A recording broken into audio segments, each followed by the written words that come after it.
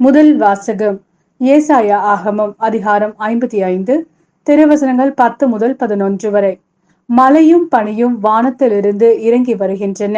அவை நிலத்தை நனைத்து முளை அரும்பி வளர செய்து விதைப்பவனுக்கு விதையையும் உண்பவனுக்கு உணவையும் கொடாமல் அங்கு திரும்பி செல்வதில்லை.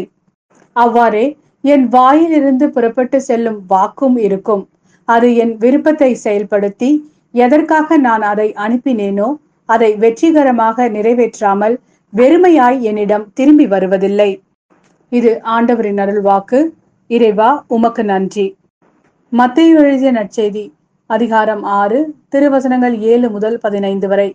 மேலும் நீங்கள் இறைவனிடம் வேண்டும் பொழுது பிற இனத்தவரைப் போல பிதற்ற வேண்டாம்.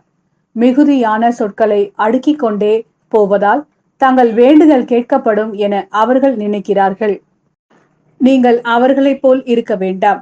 ஏனெனில் நீங்கள் கேட்கும் முன்னரே உங்கள் தேவையை உங்கள் தந்தை அறிந்திருக்கிறார்.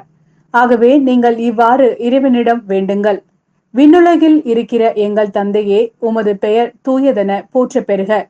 உமது ஆட்சி வருக. உமது திருவுளம் விண்ணுலகில் நிறைவேறுவது போல மண்ணுலகிலும் நிறைவேறுக. இன்று தேவையான உணவை எங்களுக்கு தாரும். எங்களுக்கு எதிராக குற்றம் செய்தோரை நாங்கள் மன்னித்துள்ளது போல எங்கள் குற்றங்களை மன்னியும். எங்களை சோதனைக்கு உட்படுத்தாதேயும். தீயோனிடமிருந்து எங்களை விடுவியும். மற்ற மனிதர் செய்யும் குற்றங்களை நீங்கள் மன்னிப்பீர்களானால் உங்கள் விண்ணக தந்தையும் உங்களை மன்னிப்பார். மற்ற மனிதரை நீங்கள் மன்னிக்காவிடில் உங்கள் தந்தையும் உங்கள் குற்றங்களை மன்னிக்க மாட்டார்.